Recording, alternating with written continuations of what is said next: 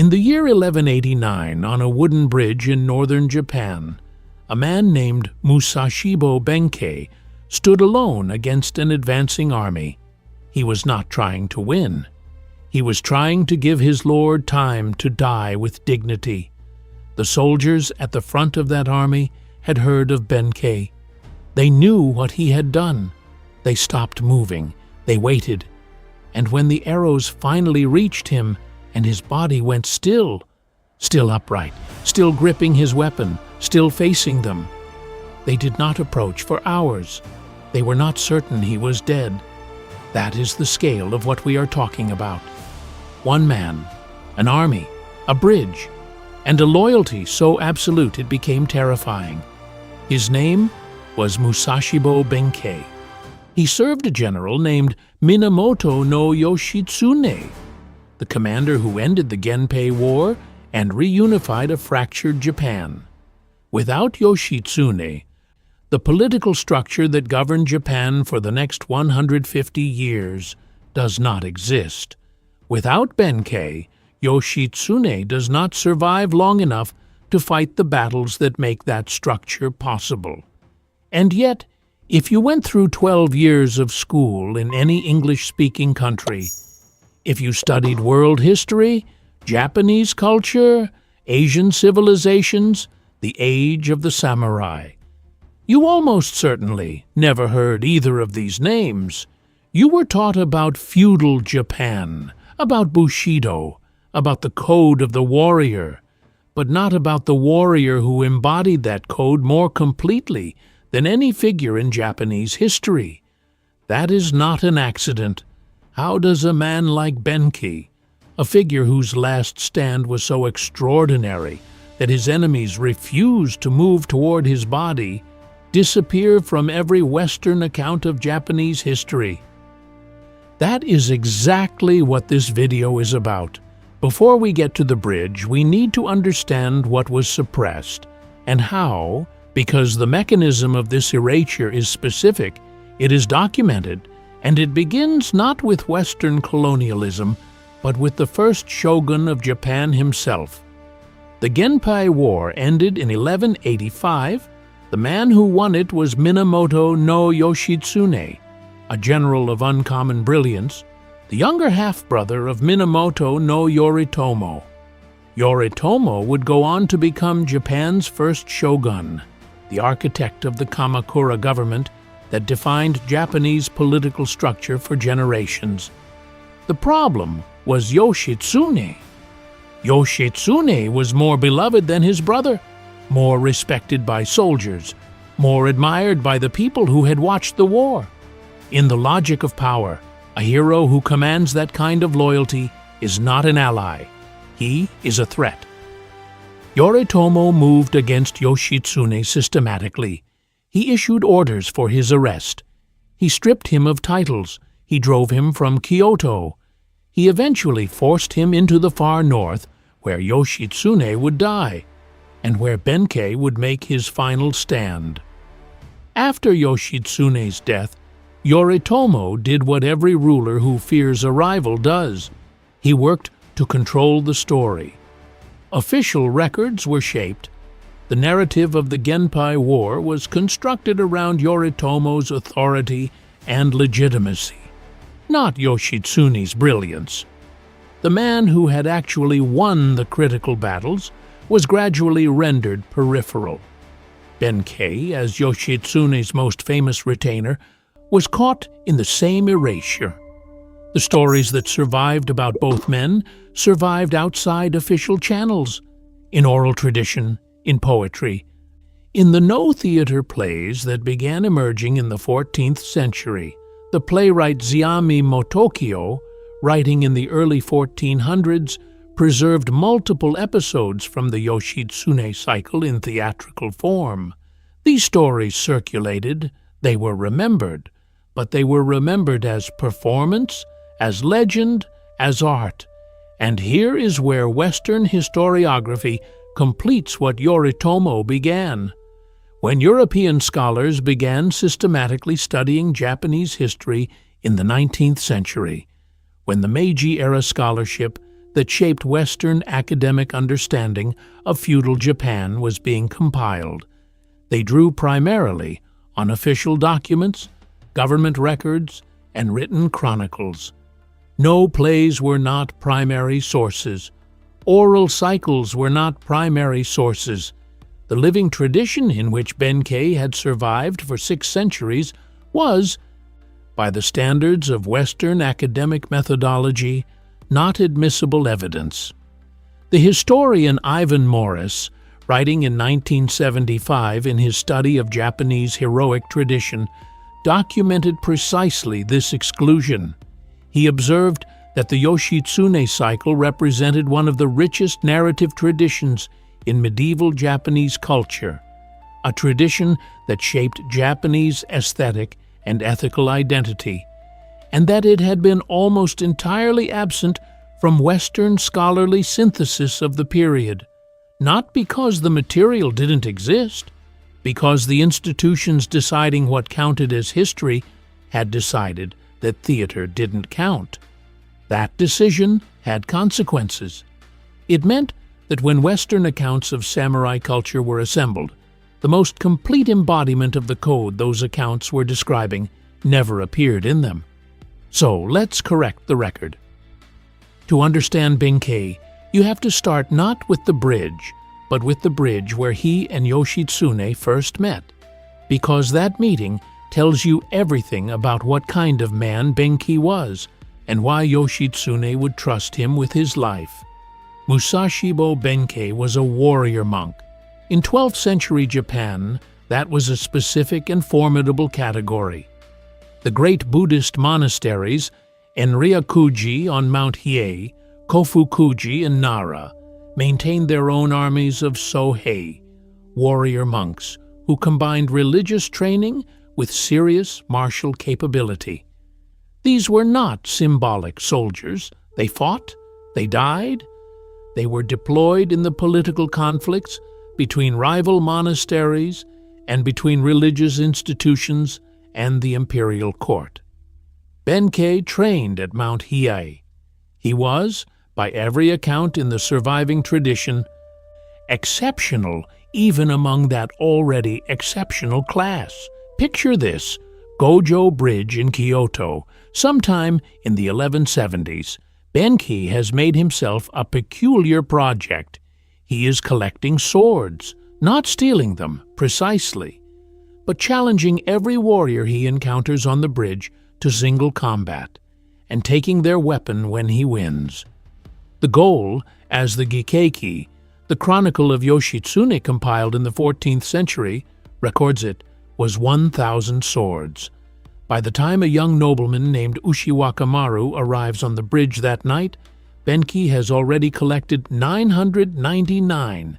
He needs one more. He is the most feared man in Kyoto. The young man crosses the bridge playing a flute. He is slight, almost delicate in appearance. He is 16 years old. Benkei moves to take his sword. What happens next should not have been possible. The boy who would become Minamoto, no Yoshitsune, defeated Benkei so completely, so immediately, so humiliatingly, that Benkei, who had beaten 999 consecutive opponents, dropped to his knees and pledged his service on the spot. The Gikkeiki records it without commentary, as though the outcome required no explanation. Yoshitsune was simply that good. That moment on the bridge, a giant warrior monk kneeling before a teenager with a flute, became one of the most famous images in Japanese cultural memory. It appears in painting, in poetry, in theater. And what it captures is not just the beginning of a partnership, but the ethical logic that would define Benkei's life. He had found someone worth serving. That matters. Benkei was not a retainer by birth or obligation. He chose Yoshitsune. And when a man of Benkei's capability and independence chooses to follow someone, the reasons are worth examining. Yoshitsune was extraordinary. There is no other word. He was the product of an unusual childhood, separated from his family as a boy, raised in a monastery, trained outside the normal structures of aristocratic warrior culture, and that unconventional formation produced a military mind that operated differently from his contemporaries. He was fast where others were deliberate. He used terrain. He thought ahead. He was willing to do things that established military convention considered either too aggressive or too strange. And those things worked. It was this capacity to see what others could not that made him dangerous to Yoritomo. And it was this capacity that Benkei recognized on the bridge before either of them knew how the story would end. But that story had to be built first, and the story's foundation was the Genpei War. Japan in the mid-12th century was not unified in any meaningful political sense. The imperial court held nominal authority. The real power lay with competing warrior clans, most prominently the Taira and the Minamoto.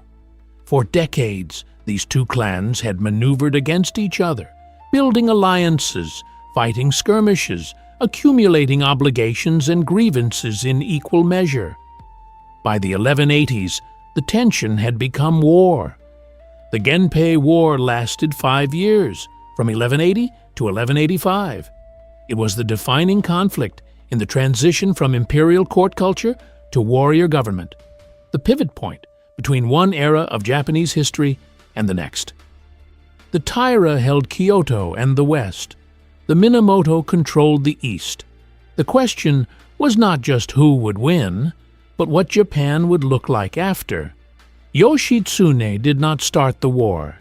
He entered it late, arriving to take command of Minamoto forces after his older brother Yoritomo had established the political structure of the campaign.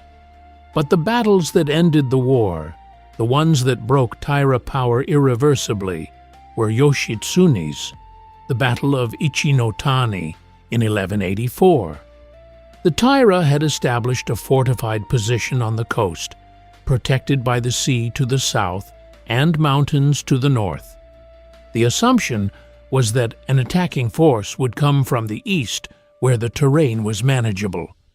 Yoshitsune attacked from the north, down a cliff that horses were not supposed to be able to descend. The historian Stephen Turnbull, in his 2008 account of the Genpei War, describes the maneuver as one of the most audacious in medieval Japanese military history.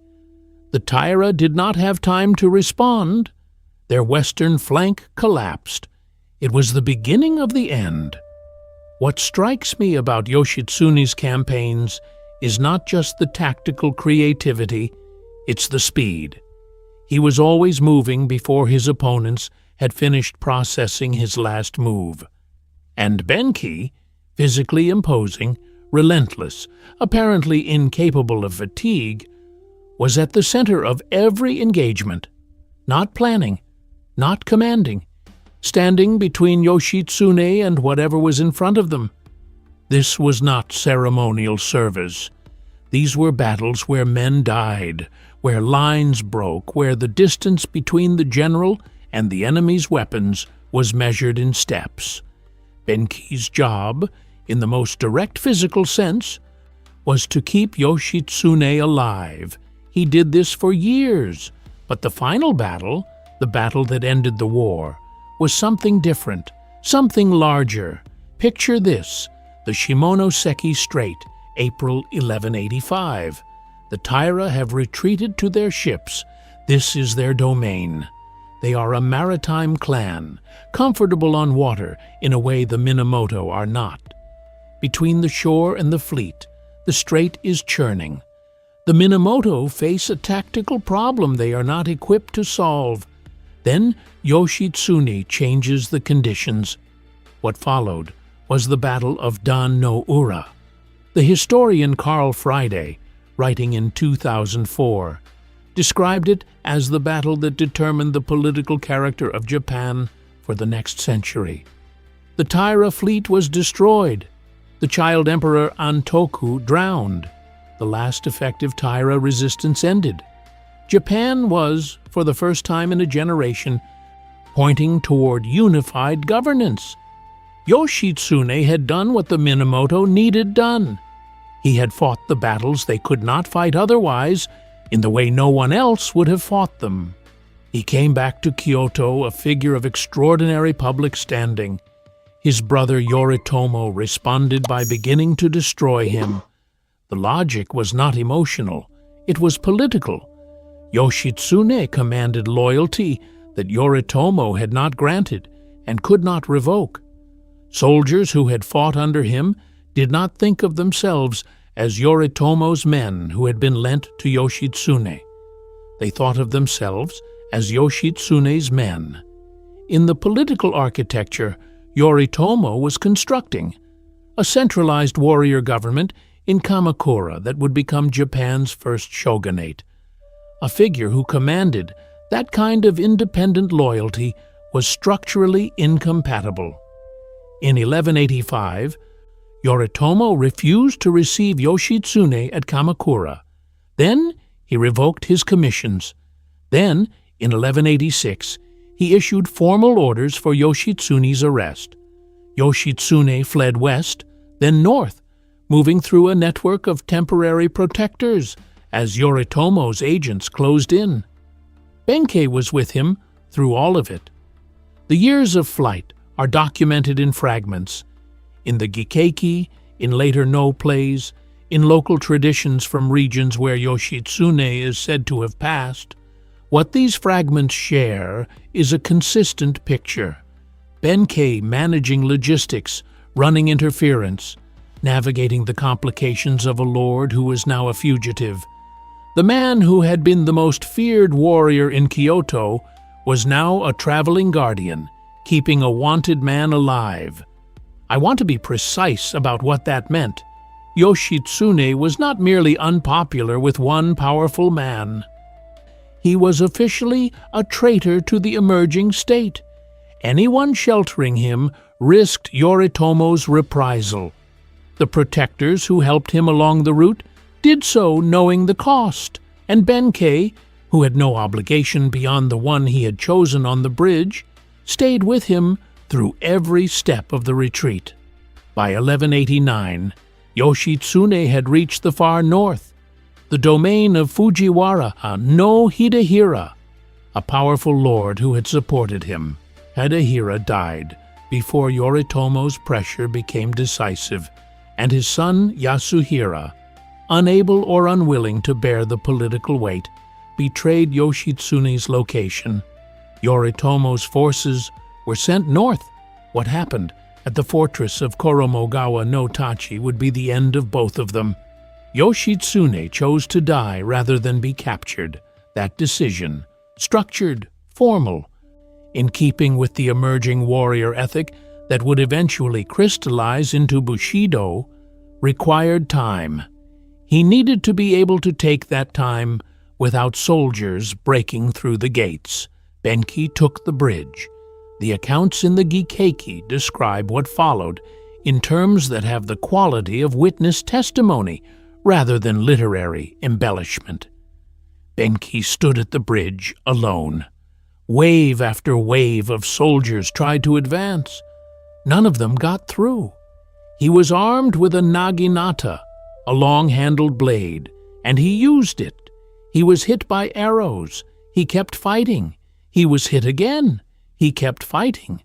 The soldiers at the front of the attacking force, who had seen men die and men break and men run, had never seen anything like this. They held back. Inside the fortress, Yoshitsune died. His life ended on his own terms, by his own hand, with the dignity that Benkei had purchased for him. When the soldiers finally looked at Benkei and understood that what they were seeing was not a fighting man, but a dead one, a man who had died standing because his body had no remaining instructions to fall, they still did not move for hours. The Gikkeiki records their hesitation without explaining it. It didn't need explanation. They knew they were standing in front of something that did not have a category. This is the death that should be in every account of samurai culture, not because it is dramatic, though it is, but because it is, structurally, the purest expression of the code those accounts spend pages describing. Benkei did not die for honor in the abstract. He died for one specific person, in one specific moment, because that person needed time, and Benkei was the only one who could give it. He gave everything he had. He gave more than that. And then the man he had served died, and the man who had wanted his lord dead controlled the historical record. The Kamakura shogunate that Yoritomo founded in 1185 lasted until 1333. The warrior governments that followed it, the Ashikaga, the Tokugawa, were built on the political logic Yoritomo had established, and that logic required a particular version of the Genpei War, one in which the shogun's authority derived from legitimate succession and institutional order, not from the brilliance of a general who had been hunted down and killed by his own brother. Yoshitsune's story was dangerous, not because it was false, because it was true, and the truth was politically inconvenient. An empire built on the suppression of a brilliant commander who had been betrayed by his own kin needed that commander to be peripheral, not central. The official chronicles, the Azuma Kagami, compiled under Kamakura authority, treat Yoshitsune as a capable but subordinate figure. Benkei does not appear in them with any substance. The vivid detail of their story, the texture of what actually happened in those 5 years of campaign and 5 years of flight, survived elsewhere. In the oral tradition, in the no theater, in regional memory. The performance tradition worked. Benkei and Yoshitsune became permanent figures in Japanese cultural consciousness. The great No playwright Zeami encoded their stories in forms that would be performed for centuries. The image of Benkei on the bridge, Benkei no Tachibana,